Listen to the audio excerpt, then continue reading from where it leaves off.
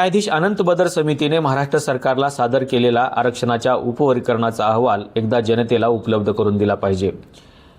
BARTI, RT आणि सामाजिक न्याय विभागाच्या वेबसाईटवरती हा PDF मध्ये उपलब्ध करून दिला पाहिजे आणि तो इंग्रजी आणि मराठी या दोन्ही भाषेमध्ये उपलब्ध करून दिला पाहिजे।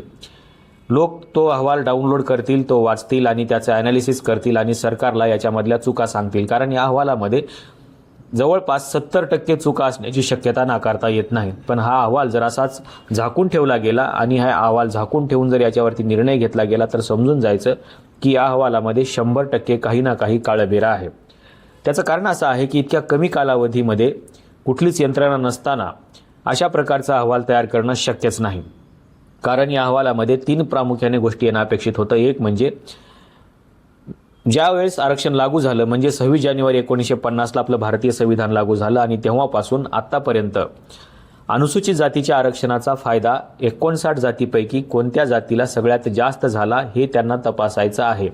त्याच्यामुळे 59 जातीचं सर्वेक्षण होणं गरजेचं होतं। दुसरी महत्त्वाची गोष्ट म्हणजे 59 जातीमध्ये कुठल्या जातीची आर्थिक परिस्थिती ही सक्षम झालेली आहे आणि कुठल्या जातीवरती सामाजिक भेदभावाचे ठपके लागलेले आहेत किंवा सामाजिक भेदभाव त्यांच्यासोबत जास्त झालेला आहे हे देखील त्या अहवालामध्ये येणं गरजेचं होतं। याच्यासाठी सगळ्या ॲट्रॉसिटी प्रकरणाची तपासणी करणं गरजेचं होतं आणि आतापर्यंत कुठल्या जात समूहासोबत सामाजिक भेदभाव सगळ्यात जास्त झाला आहे हे तपासणं गरजेचं होतं।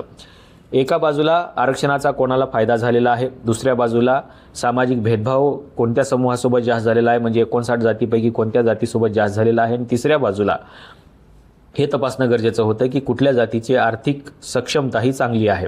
या 3 गोष्टी तपासणं अपेक्षित होतं। त्याच्यानंतर दुसऱ्या टप्प्यामध्ये त्यांना हे बघायचं होतं की आता सध्याच्या परिस्थितीमध्ये कोणत्या समूहाची लोकसंख्या किती आहे आणि या लोकसंख्येपैकी किती घट झालेली आहे, किती वाढ झालेली आहे। पण हे तपासणं शक्यच नाही, कारण सध्या कोणत्याही प्रकारची जनगणना झालेली नाही। 2011 मध्ये आणि त्याच्यापूर्वी 2001 मध्ये जनगणना झालेली आहे, पण या दोन्ही जनगणनेचा अहवाल आता काही कामाचा नाही, कारण 2011ची जनगणना होऊन जवळपास 15 वर्ष उलटून गेलेली आहेत। 15 वर्षानंतर या समूहाची लोकसंख्या कशा प्रकारची आहे, किती आहे तपासणं गरजेचं होतं। तिसऱ्या टप्प्यामध्ये या समूहाने याचा विचार करणं गरजेचं होतं की नेमकं हे जो काही उपवर्गीकरण होणार आहे हे कोणत्या सिद्धांताच्या आधारावरती होणार आहे। तो डॉक्टर बाबासाहेब आंबेडकरांच्या सामाजिक न्याय सिद्धांताच्या आधारावरती होणं गरजेचं आहे का जॉन रॉल्सच्या वितरणात्मक न्याय सिद्धांतावर होणं गरजेचं आहे। या दोन्ही गोष्टी या अहवालामध्ये येणं अपेक्षित होतं।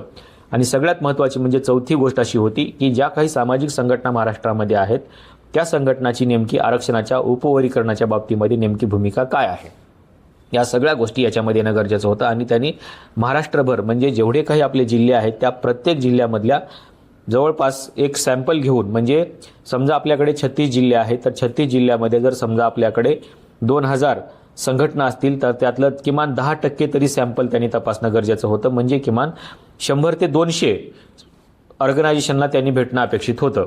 आता या ऑर्गनायझेशन कुठल्या असायला पाहिजे होत्या, त्या आंबेडकरी चळवळीतल्या असतील, त्या चांभार समाजाच्या असतील, त्या मातंग समाजाच्या असतील, या सगळ्या ऑर्गनायझेशनला त्यांनी भेटणं गरजेचं होतं आणि त्यानंतर त्यांचं जे मत आहे, ओपिनियन आहे ते किती % आहे, आरक्षणाच्या बाजूने किती टक्के आहे आणि आरक्षणाच्या विरोधामध्ये किती टक्के आहे हे या अहवालामध्ये येणं अपेक्षित होतं। पण प्रॉब्लेम असा झाला आहे आता की या समितीने इतक्या कमी कालावधीमध्ये पहिल्या टप्प्यामध्ये कुठल्या जातीला म्हणजे 59 जातीपैकी कुठल्या जातीला सगळ्यात जास्त फायदा झालेला आहे हे तपासले का, हा खरा प्रश्न आहे। दुसरी महत्त्वाची गोष्ट म्हणजे लोकसंख्येचा जो डेटा आहे तो नेमका कुठला घेतलेला आहे, 2011चा की 2001चा का आता सध्या करंट परिस्थितीमध्ये, कारण आता बार्टीने जो अहवाल सादर केलेला होता त्या अहवालामध्ये आपण बघितलेलं आहे की किती लोकसंख्या कमी झालेली आहे आणि किती वाढलेली आहे। त्याच्यामुळे तो अहवाल स्वीकारलेला आहे का लोकसंख्या म्हणजे जनगणना जेव्हा झाली तो अहवाल स्वीकारलेला आहे।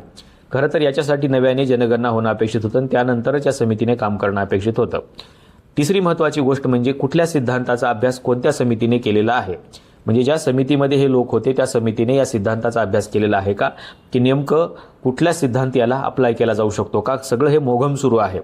कारण भारतीय संविधानाने जो सिद्धांत स्वीकारलेला आहे तो सामाजिक न्यायाचा सिद्धांत, तो कशा प्रकारचा आहे आणि तो का स्वीकारला गेला याची देखील चर्चा होणं गरजेचं होतं आणि ते अहवालामध्ये येणं अपेक्षित होतं।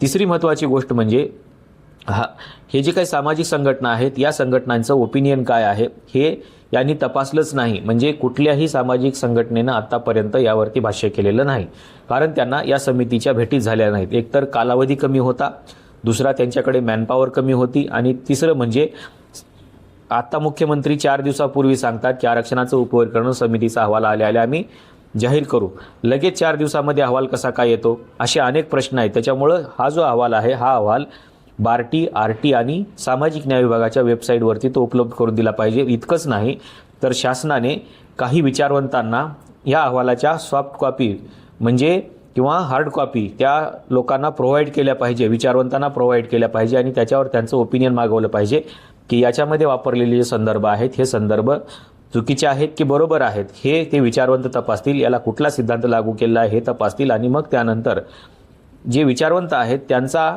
रिपोर्ट काय येतो, त्यांचं नेमकं म्हणणं काय येतं, याच्यावरती सरकारने पुन्हा एकदा या विचारवंतांची बैठक घेतली पाहिजे आणि त्यानंतरच त्या प्रकारचा निर्णय घेतला पाहिजे. आता जर या फक्त समितीच्या अहवालावरती निर्णय घेतला गेला तर या अहवालामध्ये काहीतरी काळबेर आहे हे नक्की आहे. कारण एका बाजूला मुख्यमंत्री सभागृहामध्ये सांगतात आणि दुसऱ्या बाजूला लगेच अहवाल कसा काय पुढे येतो, असे अनेक प्रश्न आहेत. त्याच्यामुळे कोणाच्या सांगण्यावरून कोणाच्या रेट्यावरून हे सगळं चाललंय हे जरा एकदा उघड झालं पाहिजे आणि त्यासाठी या समितीचा जो अहवाल आहे हा अहवाल जनतेला उपलब्ध करून दिला पाहिजे. जर जनताच हे वाचणार नसेल, जनताच हे बघणार नसेल तर हा निर्णय लोकशाही पद्धतीने होणार नाही. त्याच्यामुळं जनतेचं ओपिनियन येणं खूप गरजेचं आहे. कोणाला काय वाटतं, कशा पद्धतीनं वाटतं, त्यांच्या बरोबर आहेत का, याच्यामध्ये कोणते संदर्भ वापरलेत ते संदर्भ बरोबर आहेत का, याच्यामध्ये कुठला डेटा वापरलाय तो बरोबर आहे का, एम्पिरिकल डेटा कुठला वापरलाय तो बरोबर आहे का, आणि अनेक गोष्टी आहेत ज्या या सगळ्या गोष्टींसाठी आवश्यक आहेत. कारण हा जो प्रश्न आहे हा प्रश्न सामान्य माणसांच्या आयुष्याचा प्रश्न आहे. एकदा हे सगळं विस्कटीत झालं ना की मग आपल्याला ते सुधारता येणार नाही आणि नंतरच्या कालखंडामध्ये कुठल्याही सरकारला हे पुन्हा त्या स्तरावरती आणता येणार नाही. त्याच्यामुळे एकदा हे विस्कटलं की विस्कटलं, विषय संपला. त्याच्यामुळे हे विस्कटण्याच्या अगोदरच सरकारने सावध झालं पाहिजे आणि लोकांना म्हणजेच अनुसूचित जातीतल्या 59 जातीमधले वेगवेगळे विचारवंत, वेगवेगळे अभ्यासक या सगळ्यांना हा अहवाल उपलब्ध करून दिला पाहिजे आणि हा अहवाल उपलब्ध करून दिल्यानंतरच त्यांचं ओपिनियन जाणून घेतलं पाहिजे. समजा 100 लोकांना जर यांनी अहवाल प्रोव्हाइड केला तर त्यातल्या किमान 60% लोकांकडून तर त्यांनी त्याचे रिव्ह्यू मागितले पाहिजे, त्यावरती त्यांचं मत मागितलं पाहिजे आणि त्याच्यामध्ये कोणत्या चुका आहेत आणि त्या कशा पद्धतीने दुरुस्त करता येतील याचा देखील विचार सरकारने केला पाहिजे. पण त्या लोकांना ते विचारात घ्यावं लागेल, त्यांना ते अहवाल प्रोव्हाइड करावे लागतील आणि सामान्य जनतेला देखील हा अहवाल उपलब्ध करून द्यावा लागेल. नाहीतर हे जे सगळं झाकून चाललेलं आहे या झाकून चाललेल्या प्रकरणामध्ये काही ना काही काळबेर आहे हे उघड होण्याची शक्यता आहे.